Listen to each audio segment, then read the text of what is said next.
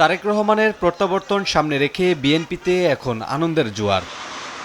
দীর্ঘ অপেক্ষার অবসান হতে চলায় তৃণমূল থেকে কেন্দ্র সব পর্যায়ের নেতাকর্মীদের মধ্যে ফিরেছে প্রাণচাঞ্চল্য। অভ্যর্থনা মঞ্চ দেখতে দেশের বিভিন্ন এলাকা থেকে রাজধানীর ৩০০ ফিটে ভিড় করছেন নেতাকর্মীরা। কিরকম যে ভালো লাগতেছে এটা তো ভাষায় প্রকাশ করতে করা যাবে না। 18টা বছর ধৈর্য ধরে আল্লাহ আমাকে বাঁচিয়ে রাখছে।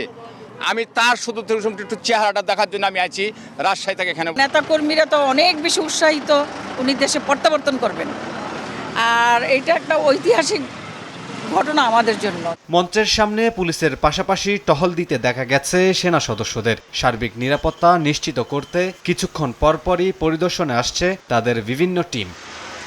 মঙ্গলবার দুপুরে অভ্যর্থনা মঞ্চ পরিদর্শন করেন বিএনপির সিনিয়র যুগ্ম মহাসচিব এবং অভ্যর্থনা কমিটির সদস্য সচিব রুহুল কবির রিজভী। তিনি বলেন, তারেক রহমানের নিরাপত্তার প্রথম দায়িত্ব সরকারের, দল থেকেও নেওয়া হচ্ছে ব্যাপক প্রস্তুতি। 25 ডিসেম্বর অর্ধকোটি মানুষ সমাগমের প্রত্যাশা তার। অর্ধকোটিরও বেশি মানুষের উপস্থিতি হবে সেদিন ঢাকায়।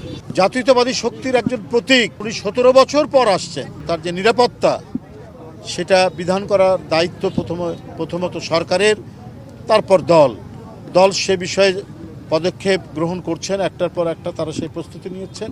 আমি আশা করি সরকারও সেটা নিচ্ছে। এদিকে বিকেলে বিএনপির ভারপ্রাপ্ত চেয়ারম্যান তারেক রহমানের স্বদেশ প্রত্যাবর্তন উপলক্ষে শুভেচ্ছা ও স্বাগত মিছিলের আয়োজন করেছে ঢাকা বিশ্ববিদ্যালয় ছাত্রদল। মিছিলটি টিএসসি থেকে শুরু করে পুরো ক্যাম্পাস প্রদক্ষিণ করে রাজু ভাস্কর্যে এসে শেষ হয়। কামরুল হাসান, সময় সংবাদ, ঢাকা।